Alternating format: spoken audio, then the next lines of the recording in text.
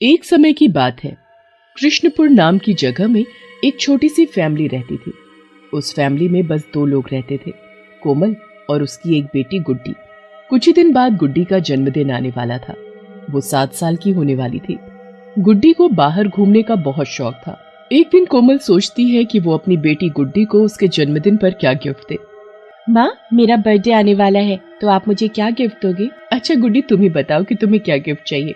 अगर तुम्हें कोई अपनी पसंद की चीज चाहिए तो मुझे बता दो। नहीं माँ, अभी तक तो मैंने अपने बर्थडे गिफ्ट के बारे में कुछ सोचा ही नहीं है। जब सोच लूंगी तब मैं आपको खुद ही बता दूंगी। चलो ठीक है, जब तुम अपने गिफ्ट के बारे में सोच लो तो फिर मुझे बता देना। ओके माँ। अच्छा माँ, चलो गिफ्ट तो होता रहेगा।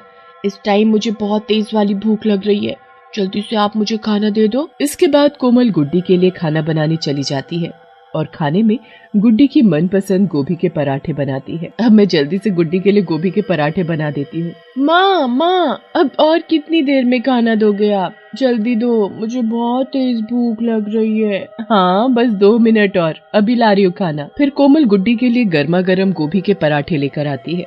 ये लो, तुम्हारे मनपसंद गोभी के पराठे हाजिर है। क्या माँ, आपने मेरे लिए गोभी के पराठे बनाए हैं? हाँ बेटा, तुम्हारे लिए ही बनाए हैं। इसी तरह दिन बीत जाते हैं और कुछ ही दिन बाद गुड्डी के बर्थडे को बस 1 दिन बाकी होता है। कोमल भी सोच लेती है कि वो गुड्डी को क्या गिफ्ट। बताओ ना माँ, आप क्या दोगे मुझे? तुम्हें घूमने का इतना शौक है तो कल हम सब 2 दिन के लिए जयपुर जा रहे हैं। अरे वाह, ये तो सबसे अच्छा गिफ्ट है माँ। अगले दिन ही गुड्डी का बर्थडे होता है, इसलिए कोमल एक रात पहले ही सारी पैकिंग कर देती है और फिर सब सो जाते हैं। सुबह हो जाती है। ओहो, कितना लेट हो गया, आज तो गुड्डी का बर्थडे है। चलो जी जल्दी उठो, गुड्डी के पास जाकर उसे बर्थडे विश करते हैं। फिर कोमल और राजेश दोनों गुड्डी के पास जाकर उसे बड़े प्यार से बर्थडे विश करते हैं। हैप्पी बर्थडे हमारी प्यारी सी गुड़िया रानी। Thank you mummy papa. बताओ ना माँ, क्या सरप्राइज है मेरे लिए? नहीं, मैं तुम्हें नहीं बताऊंगी। उसके बाद पूरा परिवार जयपुर के लिए निकल पड़ता है और शाम तक जयपुर पहुंच जाते हैं। होटल पहुंचते पहुंचते रात हो जाती है और तभी बादल गरजने लगते हैं और कोमल को भी कुछ अजीब सा महसूस होने लगता है। ये बादल इतने क्यों गरज रहे हैं? अभी तो मौसम सही था, एकदम से क्या हो गया? लगता है बारिश होने वाली है। चलो जल्दी अंदर चलो। सब लोग होटल के अंदर जाते हैं। एक्सक्यूज मी, हमें एक रूम चाहिए। सर, फिलहाल तो कोई रूम नहीं है हमारे पास। हाँ, पर एक रूम है। फिर मैनेजर उन सबको उस कमरे में ले जाता है। फिर थोड़ी देर बाद 12 बज जाते हैं। माँ, मेरा बर्थडे तो आपने मनाया ही नहीं। मनाएंगे बेटा, पर अभी नहीं, कल। मेरे सिर में थोड़ा दर्द है, तो चलो अब हम सब सो जाते हैं। ठीक है माँ। उसके बाद गुड्डी सो जाती है। कमरे में थोड़ी गर्मी होती है, इसलिए कोमल पंखा चला देती है, पर पंखे के चलते ही उसमें से अजीब सी आवाज आने लगती है। अरे, ये पंखे में से कैसी आवाज आ रही है? पता नहीं कितने साल पुराना पंखा है, इसीलिए आवाज कर रहा होगा। तुम सो जाओ। चुड़ैल, चुड़ैल। हे भगवान, ये चुड़ैल कहाँ से आ गई? कहाँ से तो तुम लोग आए हो? मैं तो यही रहती हूँ, ये मेरा कमरा है।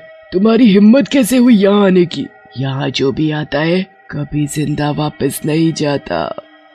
सब जल्दी से भागकर दरवाजे की तरफ जाते हैं, पर दरवाजा खुलता ही नहीं।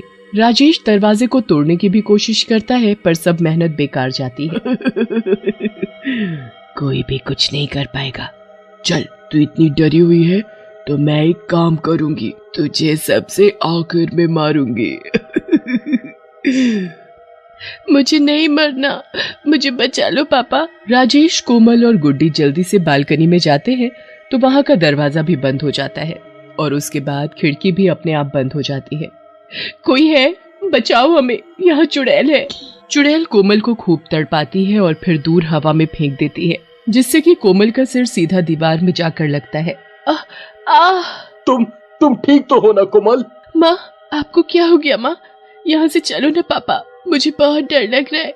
मुझे नहीं मनाना कोई जन्मदिन। छोड़ दो हमें मत मारो। हमने आखिर तुम्हारा क्या बिगाड़ा है? हमारी गलती क्या है? तुम्हारी गलती ये है कि तुम यहाँ आ गए, वो भी जन्मदिन मनाने। बिल्कुल मेरी तरह, जैसे मैं आई थी कुछ सालों पहले अपने पति के साथ। मैं कितनी खुश थी, पर क्या हुआ था फिर? वो मेरा आखिरी जन्मदिन था। मेरे पति ने पहले मेरा केक कटवाया और मुझे बड़े प्यार से केक खिलाया, पर उस केक में पहले से कुछ मिला हुआ था जिससे मुझे होश नहीं रहा और फिर उसने मुझे पंखे से लटकाकर मार डाला। पर क्यों मारा उसने तुम्हें?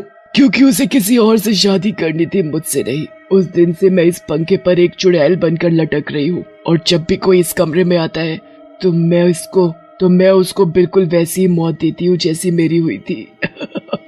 पर हमने तो तुम्हारे साथ कुछ बुरा नहीं किया। मैं अच्छा बुरा कुछ नहीं जानती, मैं तो बस जानती हूँ कि मुझे हर एक उस इंसान को पंखे से लटका कर मारना है जो इस कमरे में रहने आएगा। ये कमरा मेरी जान है, ये है तो मैं हूँ। मुझे लगता है इस चुड़ैल की जान इस पंखे में है। अगर हम पंखे को ही उखाड़ दें तो शायद ये चुड़ैल भी खत्म हो जाएगी। हाँ कोमल, तुम शायद सही बोल रही हो और हम यहाँ फंस तो चुके ही हैं, तो मरने से अच्छा है एक बार कोशिश करके देख ले। मैं तो कोमल को बस यही बोल रहा था कि इतनी बड़ी चुड़ैल इस पंखे पर नहीं बैठ सकती। ये पंखा इतना पुराना और कमजोर है कि ये तो एक बच्चे के बोझ से भी नीचे गिर जाएगा। एक शब्द मत बोलना इस पंखे को। मैं खुद इस पंखे पर इतने सालों से रह रही हूँ और मैंने जाने कितने लोगों को इसी पंखे से लटका कर मारा है। ओहो, तुम रह रही हो ना, पर तुम तो एक चुड़ैल हो और चुड़ैल का इस पंखे पर बैठना और एक इंसान का बैठना अलग बात है ना।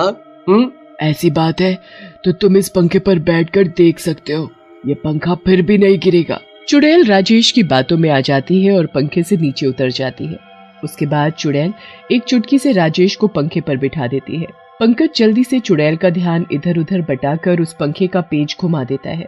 बिल्कुल सच कहा था तुमने, ये पंखा तो बहुत ही मजबूत है। तो अब तैयार हो जाओ सब के सब मरने के लिए। चुड़ैल पंखे के ऊपर जाकर बैठ जाती है और एक चुन्नी पंखे से लटका देती है ताकि वो सबको मार सके। पर वो चुड़ैल सबको मारती इससे पहले ही पंखे का पेंच बाहर आ जाता है और पंखे के साथ वो चुड़ैल नीचे गिर जाती है। नहीं, ये नहीं हो सकता।